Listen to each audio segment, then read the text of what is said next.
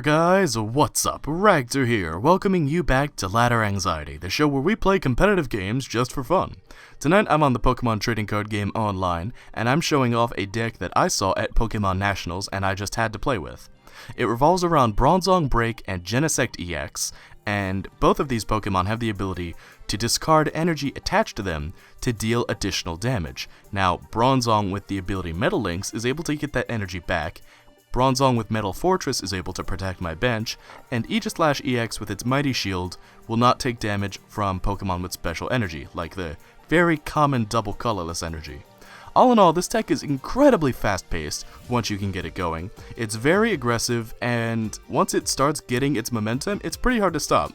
Even the very uncommon Delphox Break deck has, in my experience, not been able to stop the momentum of this deck.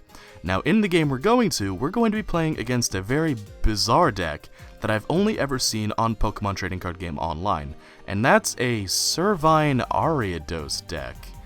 From what I understand, it revolves entirely around putting status conditions on the active Pokemon, and then trying to pick it off with an evolution to Superior. I don't entirely understand how it works, and against my deck it didn't really get the momentum it wanted to, but my deck is pretty tricky. Now, for my opening Pokemon, you can see me, I'm quite conflicted. If I lead off with Genesect-ex, then he won't be able to do anything for about 3 turns, but Bronzor won't be able to do anything until I evolve it. But that's pretty okay. Now my opponent, my poor opponent, going to have to mulligan twice here, which is going to let me draw 2 cards, and this is where I find out my opponent's strategy, with that Servine and with that Ariados. So basically, when Servine evolves, you can flip a coin, and if heads, you paralyze your opponent's active Pokemon. With Ariados, I believe it's once per turn, you can straight up poison both active Pokemon, unless they're grass types. So that's another reason why this deck is kind of finicky to me, because if you run into an opposing grass type, then the entire strategy just kind of goes out the window. Now, I have sped up my opponent's turns since he decided to take his sweet old time. And seriously, this video was nearing 20 minutes before I'd sped up through his turns, so that shows you how much time we cut out. But the basic gist of my opponent's turns is getting these Snivy onto the board, and then using Shaman EX to get the hand that he wants, using N to reshuffle a bit, using these trainer mails to pick up additional tools for the future. He attaches 1 energy to Snivy, and he finally gets that Forest of the Giant Plants that he was so hoping for. Now with another scoop up, he's going to be able to play Shaman EX again, get more cards, and have the tools necessary to execute his strategy. You can see him using an Ultra Ball to grab that Servine, and it evolves, putting my Bronzor into a paralyzed state. And on the first turn, he already has his Superior. But I'm not concerned. I have all of the tools in my hand that I need to get going. So first of all, with my Ultra Ball, I'm going to toss those 2 Metal-type energy into the discard pile, and that's so I can retrieve them with Bronzong later. Now, I pick out another Bronzor instead of an evolution of it, because I'm pretty sure that this particular Bronzor on my active slot is going to faint, so I need a backup. Now with my Trainer Mail, I get a lot of options, and I was tempted to take that Skyfield, but I know I can draw it later. Getting Professor Sycamore and having the card draw and hand replenishment this early on is much more important. So with my next Ultra Ball, I take a quick glance and I decide to pick Remoraid. And Remoraid, when it evolves into Octillery, is going to let me draw up to 5 cards every turn. So pretty handy. Now I'm going to Professor Sycamore my clean hand away, I get an energy that I'll attach to Genesect, and there's that Skyfield I was hoping for before. But before I play that, I'm going to play Max Elixir, which is going to let me look at the top 6 cards of my deck, and then attach an energy I find there to my benched Pokemon. So that's going on Genesect too. I play Skyfield to get rid of that Forest of the Giant Plants, and now my Skyfield lets us both have 8 Pokemon on the bench, which for my deck, considering the number of Bronzong with Metal Links I like to run, is pretty important. I can use each of their abilities once per turn, which means I can attach 3 energy per turn. Now I've got a lot of item cards that I could have used in my hand, but I'm deciding to hold on to them to make it look like I have more options and keep my opponent in suspense. On this turn, my opponent starts fetching for that Ariados that he so covets, grabs the N, so it gives me a nice reshuffle, and here I actually have Octillery and Bronzong Break, so I'm pretty pleased. I also have the Ultra Ball so I can go get my regular Bronzong, and sure enough, my Bronzor finally falls. So it's time to put genesect-ex into the active slot, and now I'm going to get the ball rolling with my strategy. So first of all, we've got to evolve Remoraid into Octillery, which will give me that wonderful ability to allow me to draw up to 5 cards once per turn. Now I attach the Floatstone to genesect-ex because genesect-ex gets a pretty neat ability where I can take the Pokemon tool card attached to him and save it for later.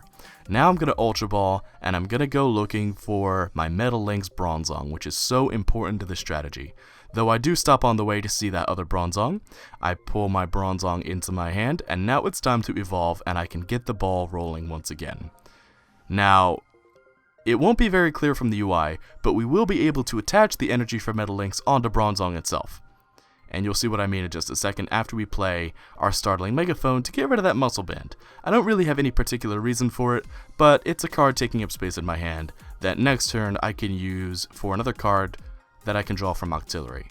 Now see what I mean there? Bronzong itself wasn't highlighted, but I was still able to attach an energy to it. Now, even though I have these 2 Bronzong breaks in my hand, I'm going to use N anyway to get a more optimal hand, and I am rewarded for it with my aegislash-ex and 2 energy to work with, and a max elixir. I am a happy, happy boy. So first of all, we gotta attach a 3rd energy to genesect-ex so it can finally attack. Then we max elixir onto aegislash-ex. Then, I'm gonna save my Ultra Ball and my Versus Seeker for next hand, or for my next turn rather, and we'll discard 2 of the energy attached to genesect-ex to power up its attack enough to knock out Superior. So that's a major offensive threat on my opponent's side out of the way, but judging by the board and judging by how my opponent has played so far, that won't be the last that we'll see. So my opponent gonna slap an energy on a Snivy, and now going and fetching another Servine with an Ultra Ball. And Servine not going to get the paralysis off this time, so my opponent just going to draw a clean hand with Professor Sycamore. However, this is going to net my opponent the Ariados, and Ariados is able to poison my genesect-ex for whatever that's worth. Maybe in Expanded with Verbank City Gym, this could be quite potent, but I don't really see this strategy working out in Standard. And Servine's going to hit my Genesect for 20, thus taking its damage total up to a grand total of 30. So that's real intimidating right there. Not to knock on my opponent, this strategy just seems so off to me. But I'm going to use Skyfield to get rid of my opponent's Forest of the Giant Plants. I'm going to use Metal Links to power up my aegislash-ex. And now, I'm deciding again to hold on to my attack with Genesect. What I'm going to do is I'm going to use my Floatstone to retreat it. Then I'll use my Abyssal Hand to get some more cards so that I can work out what exactly I want to do. And I see that Fighting Fury Belt, and I'm like, I'm going to go on the offensive with Aegislash, and there's not a whole lot my opponent can do about it. Now, you'll see Genesect highlighted there. That's because Genesect has the ability to remove the tool card from it, and that's going to come in handy later down the line towards the end of the game. I'm going to knock out my opponent's Servine. I'm going to get a Trainer's Mail from my prizes, and I want to point out that what you're seeing is sped up. My opponent is just this slow, though this turn, my opponent was pretty quick on the draw, so to speak. No pun intended. Now, Servine's going to hit the active slot, and obviously since it's not evolving this turn, it's not going to be able to paralyze me. But that hasn't stopped my opponent from pulling out some shenanigans in the previous turns, and honestly, at this point, I feel very confident with my chances to win. I have my Bronzong, I have Genesect, and I have aegislash-ex. I feel like I'm in a really good place, and then my opponent Lysanders my poor Octillery up to the front. And he's just looking to pick on Octillery at this point. It's bullying at its finest. What was Octillery doing to you? So he's going to use Ariados to poison Octillery, and then he's going to use Vine Whip to deal a nice chunk of damage courtesy of Octillery's Grass Weakness. However, this is where that Floatstone that I have on Genesect is going to come in handy. So first of all, I can use Drive Charge to take the Floatstone and put it back into my hand. Now I can slap it onto Octillery and retreat back out to Aegislash. Very hard name to say. Now I'm going to use Metal Links to power up Genesect-ex some more, just so I have it as a backup attacker in case things go awry with poor Aegislash. I'll use my Trainer's Mail, and here I see another Floatstone, and since that Floatstone came in so handy before, I'll safely tuck it away into my Genesect-ex, which is a pretty neat strategy you can do. By attaching dual cards to Genesect, you can safely play cards like Professor Sycamore without having to worry about losing them later. I'm going to use an Ultra Ball to go grab Bronzong Break, which I'll slap down onto my Bronzong now, and as a Break Pokemon, of course he still retains the abilities of the Bronzong before him, so I can still use Metal Links to power up my benched Pokemon. I'll use Octillery's ability to get another 4 cards into my hand, and I am rewarded with a Genesect. Now again, I do have more cards to play this turn, but I'm going to save them. I want my opponent to think that I have more options than I really do, and I can use these options in a moment of ambush, rather than just kind of using them all in one turn. I'm going to knock out my opponent's next Servine, and Snivy's going to hit the board. I take another prize card, and honestly, I'm in such a great position right now. My opponent's strategy is not working at all, unfortunately, but mine is kicked into full gear. Bronzong has kept my Pokemon charged up this whole game. I got my max elixirs, and I was very lucky with those. I had Octillery hit the board relatively early, and I have a huge prize lead. 2 might not seem like a lot, but considering the fact that I have only been knocking out non-EX Pokemon and only taking 1 prize per turn, I have a pretty big advantage. Now my opponent, going to Professor Sycamore, going to get 7 shiny new cards, and going to get another Forest of the Giant Plants. I almost said Forest of the Fallen Giants, which is an area from Dark Souls 2.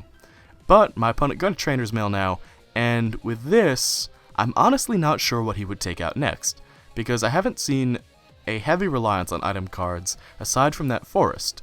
So the fact that he gets the Super Scoop Up tells me that he wants to make use of Shaman EX some more. Now you see me taking a look through my discard pile, as I'm looking for a supporter card that I can pull back with my Versus Seeker. And right now I'm thinking of the Lysander, because what I can do is I can pull Shaman EX into the active slot and knock it out for a quick 2 prizes, since my opponent seems to have stalled completely on the offensive momentum. However, Servine is going to hit the board, my opponent going to flip the coin and going to end up with Tails, so my Aegislash not going to be paralyzed this turn, which means I can keep up my offensive prowess. If you aren't familiar with statuses in Pokemon trading card game, you can't get rid of paralysis, you just have to wait it out for 1 turn. And Sleep is similar, but Sleep will last until you get heads on either player's turn.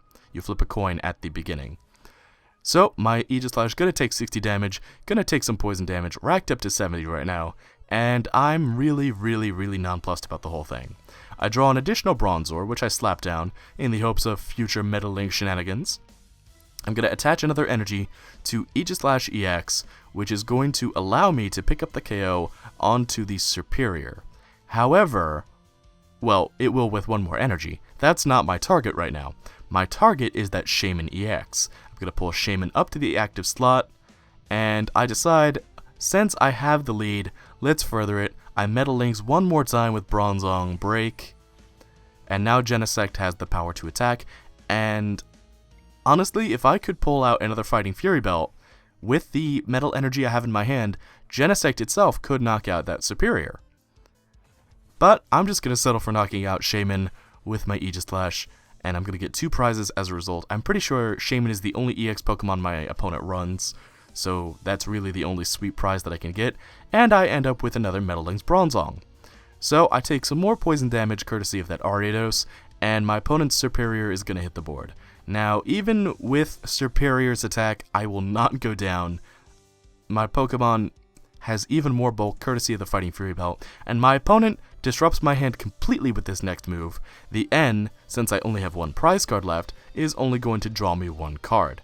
However, it's a Genesect-ex, and it's coming on top of a board that I have completely set up. I also have Octillery to help me draw more cards. I am so not concerned about this game at this point. I basically played my best, and I was able to wrap things up very neatly. However, it's not Pokemon trading card game without a little BM. And one thing that I do have a problem is my Aegislash wouldn't have knocked out that Superior. I needed 1 more metal type energy. However, seeing that he's backed into such a corner, my opponent is just going to forfeit and hand me the win. So, that has been my Metal Mayhem deck. I got it from Pokemon Nationals. I'll include a link to the deck list in the description below. And if you have enjoyed this episode of Ladder Anxiety and my new deck, then please let me know with a like and a comment down below, telling me just how much fun you've had, and let me know some other deck ideas you might have, or if you want to see more of this one. And I want to thank you guys so much for supporting the new season of Ladder Anxiety. I wasn't sure how well it would take off, but you guys really did seem to get into it. So, I will see you next time when we return to Ladder Anxiety and whatever game we're playing then. Until then, be sure to take care and have a good one. Thanks so much for watching. Bye-bye! Look at how little I did! Bro. I'm gonna destroy him! Bro, you all doubted my Koyo Melodic. Do we go for one more? Should we just attack? Like, We've got actually, yeah, 180 because looking attack. at it, the only thing you can